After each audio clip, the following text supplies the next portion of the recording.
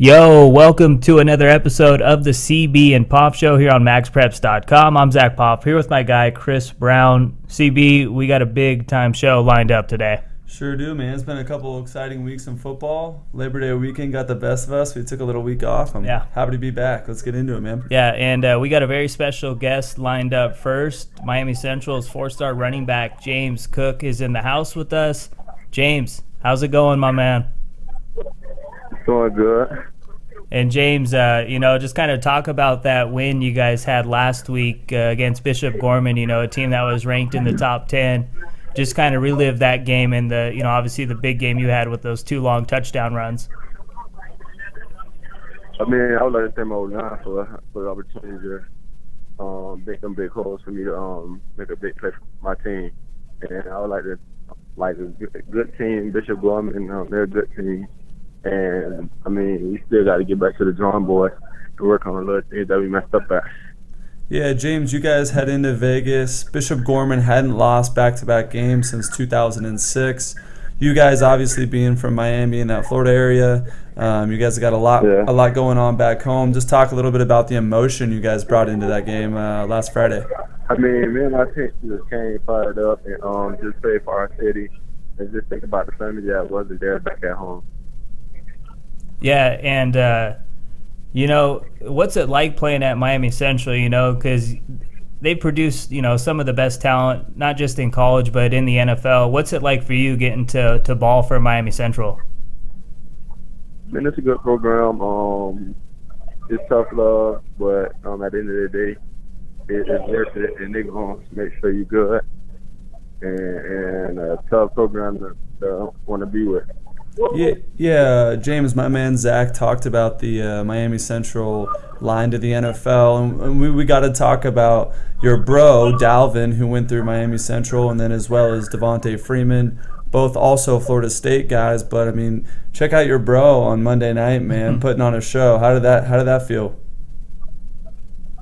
I mean, it feels good to see my brother out there, but I learned from some of the stuff that he did wrong out there and did right, and I just learned from it.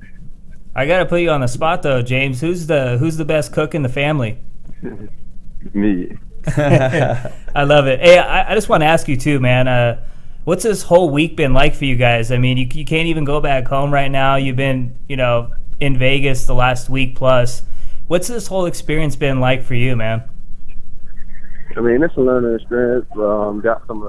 Got like a bond, a family atmosphere with some of the team. I mean, it's just bringing the team closer together, that's all. And it was a good thing because we got really close together, and I mean, it kind of helped really a lot.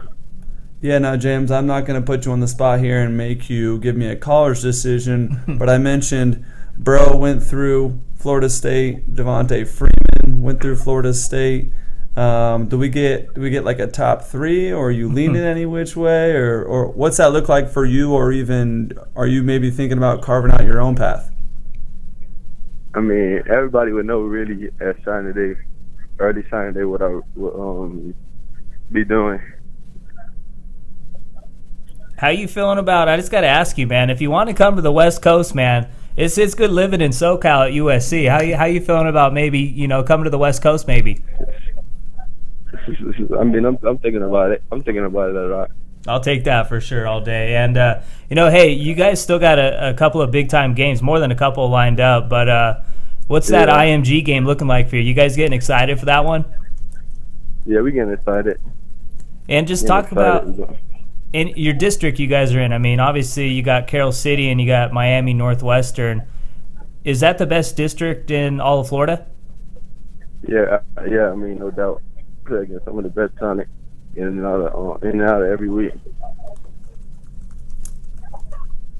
Yeah, now James, you got quite the understudy in yourself in the youngster Amari Daniels. Can you talk to us a little bit about him and what it's been like for you to mentor him? I mean, he was an outstanding player, hard worker. I mean, I push him every day and make sure he don't do nothing wrong, or when he do something right, I mean, you just got to keep pushing to go harder. Never let him get complacent. I mean, I just tell him Like, I never give him a compliment, so he can always be great and do everything right. Always be hard on him. Hey, we got to put you on the spot, James. Is Florida the best place when it comes to talent in high school football?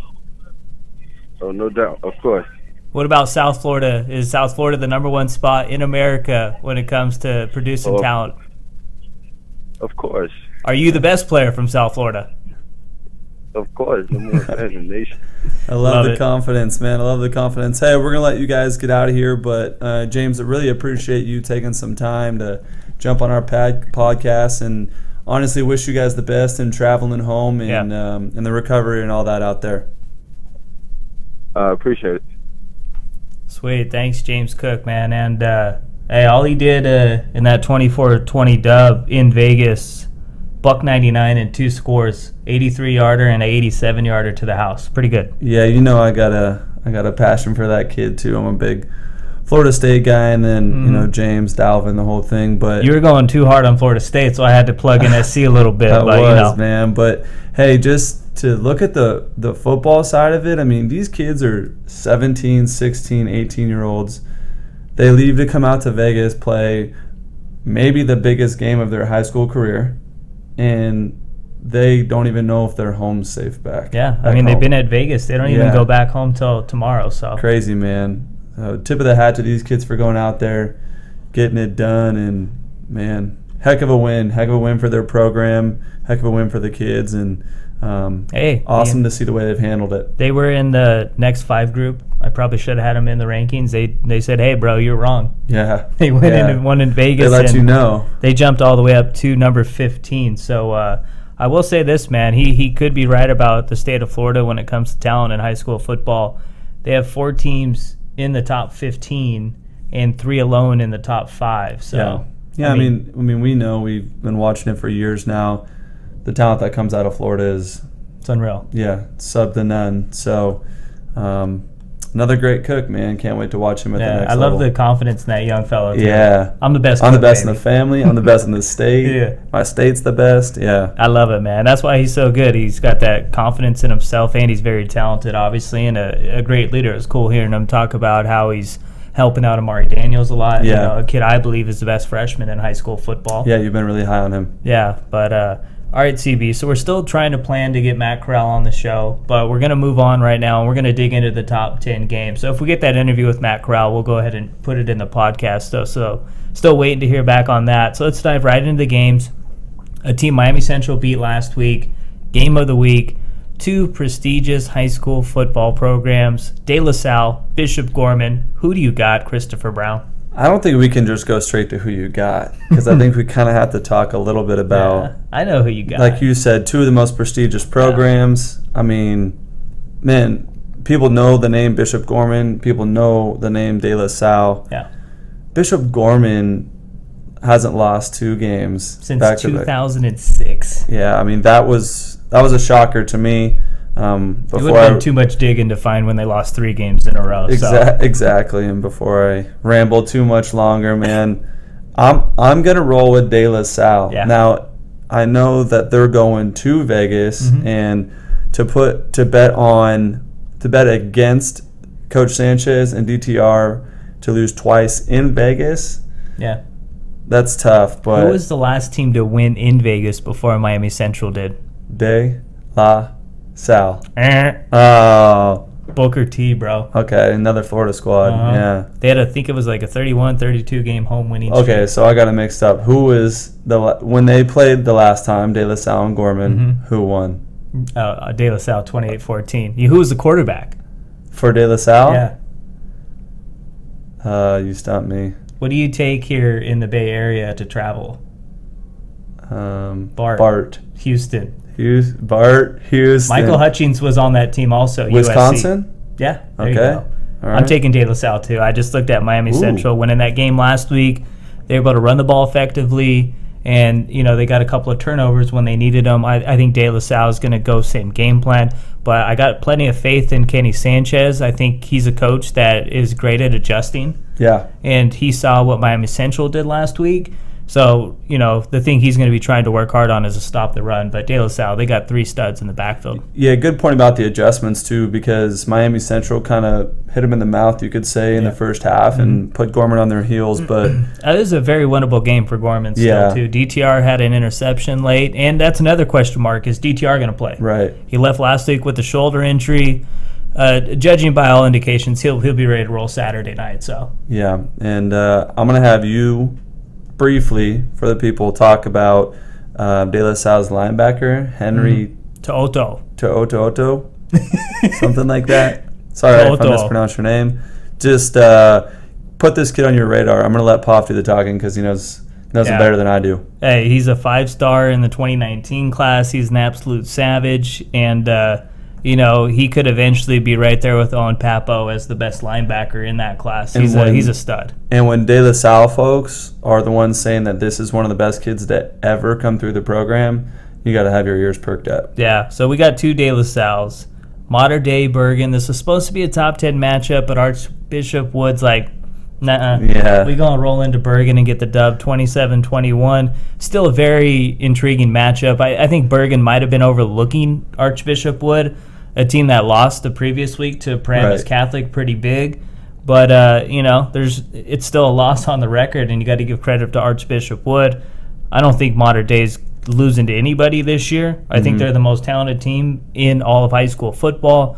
They're good on defense, offense, and special teams. They haven't even had their 5-star receiver, Monra St. Brown, yet, too. Word is he might play this weekend, so we'll see. I'm going Mater Dei, though. I got too much faith in JT Daniels. I was getting into it on Twitter with a bunch of Georgia folks. Yeah. Listen, I got nothing but love for Trevor Lawrence and Justin Fields, but JT Daniels is doing this against the top teams in California and the top teams in the country, while Trevor Lawrence and Justin Fields simply aren't. That's the only reason why I went JT Daniels. Yeah, Mater Dei is really, really good. They're off to a blazing 3-0 start, and they haven't even had their best offensive weapon. Yeah. It's pretty impressive. Hey, Nico Remigio, stud. But I'm gonna echo you on the fact that the reason I think Mater Dei is probably the best team in the country, not probably, as they are, they're number 1. The dude slanging the rock, JT Daniels, guys.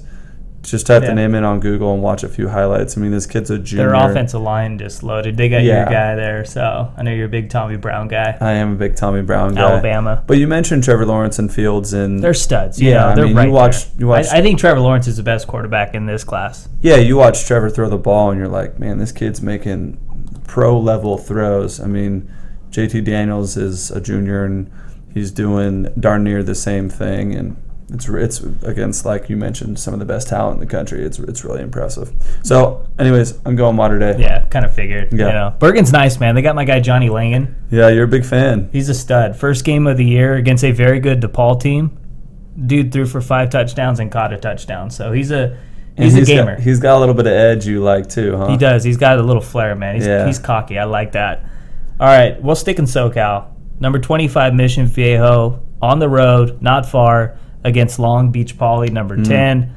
And Matt, you watched the NFL Network Elite 11 first episode, right?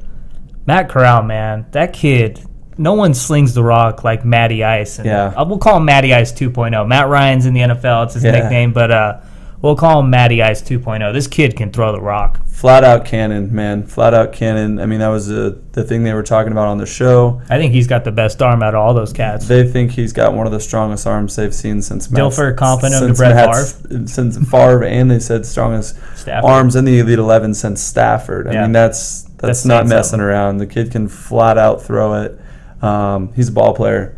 Mission Viejo's a good team, though. Oh, yeah. You got Elijah Griffin. He's a top 40 guy. UCLA commit, hurt saying, but he kid's a stud, man, and he might be the best two-way player in all of California. Elijah's got some bloodlines, am I right? He does, man. He's his pops was a good old regulator, dog. He was. Warren G. You know what's funny, though, is they're playing Nate Dogg's alma mater. Right. Warren G. Nate Dogg, made one of the classic hits of the early 90s. So R.I.P. Nate Diodato. Who you taking?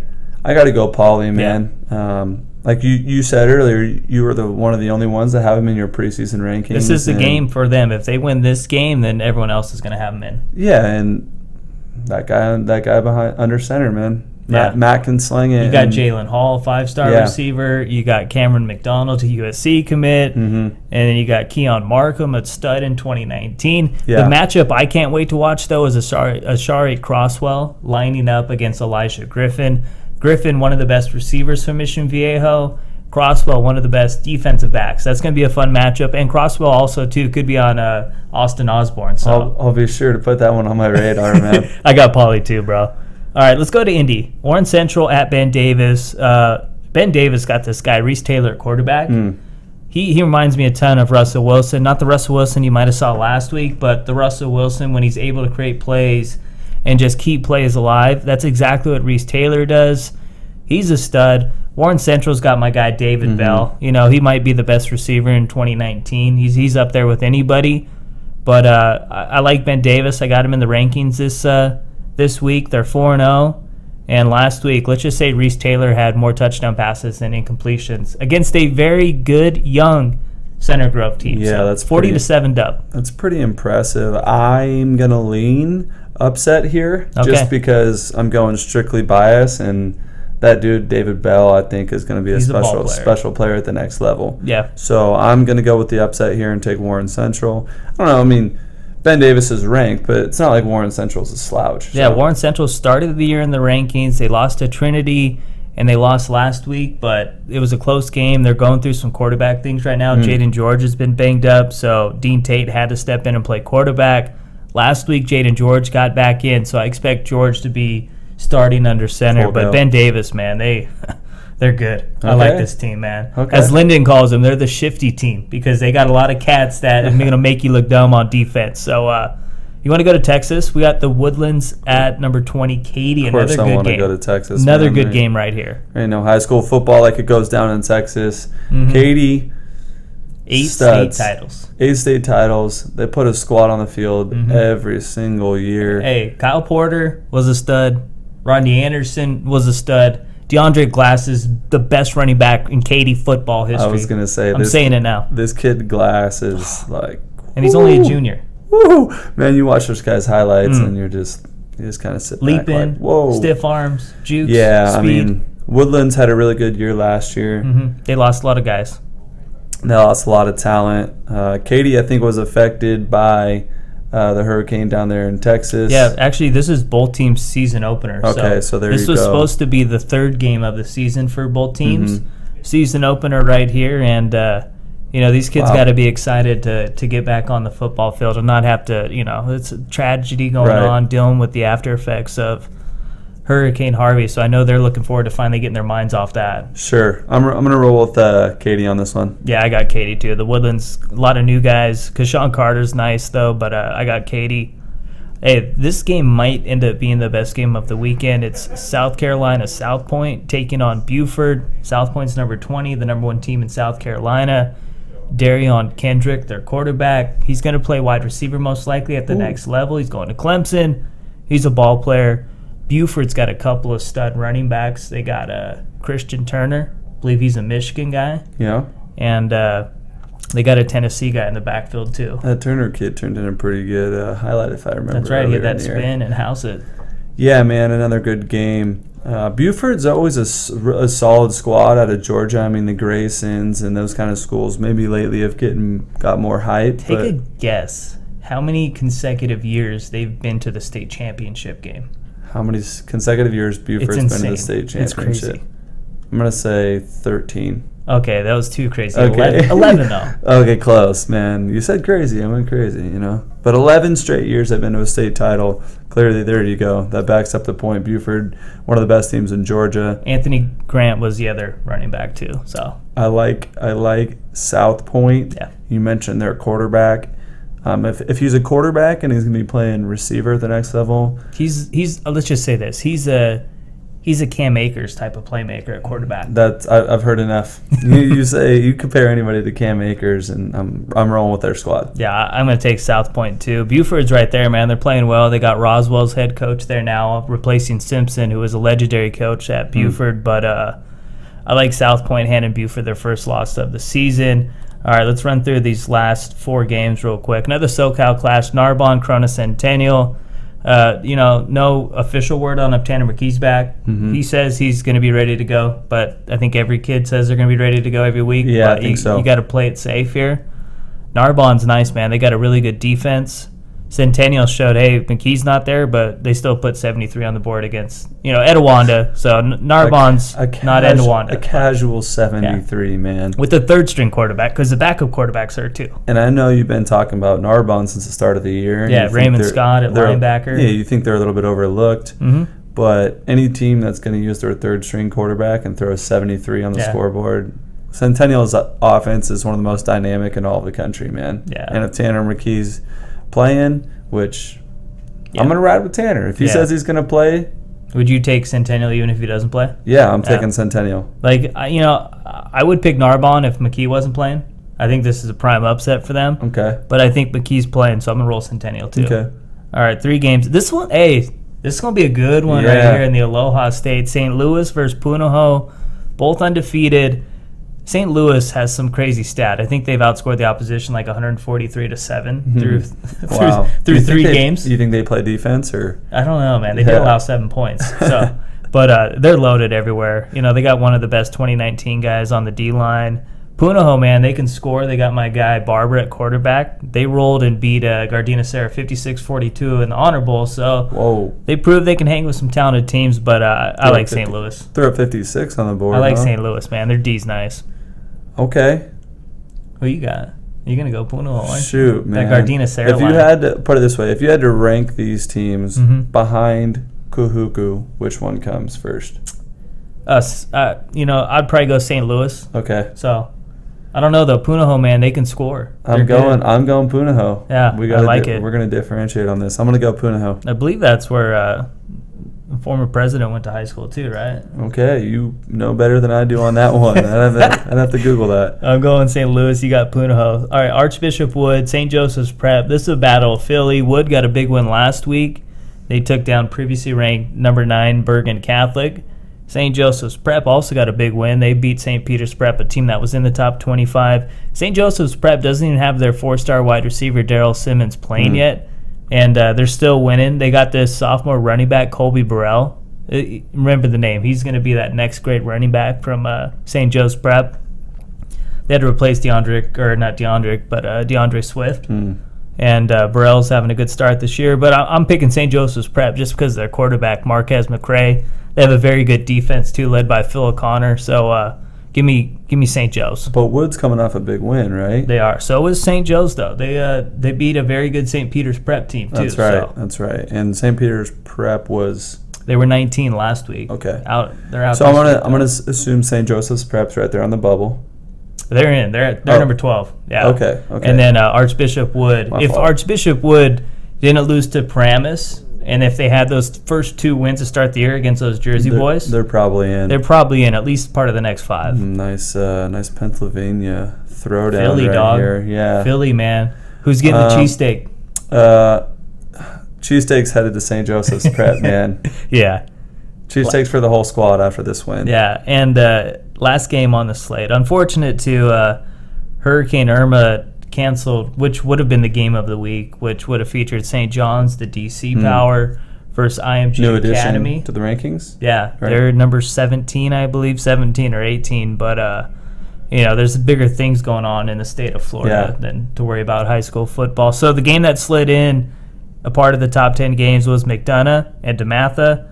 DeMatha is one of the best teams in the trenches this year. This could be a good one. DeMatha's number 19. Yo, I've been seeing some back and forth on social about this game. This is gonna be a good one. Yeah, this is gonna be nice. Both these teams are ready to go, man. They think that this is gonna be a knockdown, drag it out kind of matchup. And McDonough's trying to prove, like, hey boys, let's roll up the sleeves. We belong. Yeah. I know you're going safe here. I know it's tough to pick against DeMatha, man. You got Austin Fontaine there eating up the middle. I tell you what, the McDonough's quarterback, Virginia Tech guy, DeJuan Ellis, this boy can fly. He's a playmaker. He's good, dude. Who are you picking? I'm picking DeMatha. I'm going to go McDonough there. Let's change it here. Okay. I do the picks with Prep Force. I think I went safe on that, but I'll go a little crazy here. Cover them both. Yeah, nice. That's the only one I did it on, though. Okay. So I'm not one of those, I'm going to pick him here, then do this there. Not rolling like that, dog. Oh, man. Shoot. It's been real. That's all we got. That's all we got.